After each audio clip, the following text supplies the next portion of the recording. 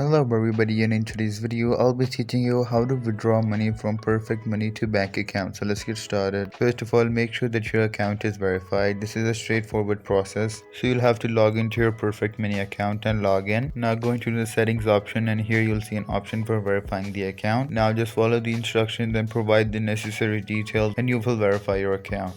Perfect Money offers several withdrawal options for Nigerian users. For bank transfers, you will need to link your Nigerian bank account to your Perfect Money account. Once linked, initiate a withdrawal request by selecting the bank transfers option. Provide the necessary details such as the amount of withdrawal and the bank account information. After confirming the transaction, the funds will be transferred to your bank account. Find a reputable e-currency exchanger, create an account, and follow their instructions to withdraw your Perfect Money funds. Cryptocurrency exchanges provide an alternative withdrawal option for Perfect Money users. If you found this video helpful, make sure to leave a like and subscribe to our channel. I'll see you all in the next one. Goodbye.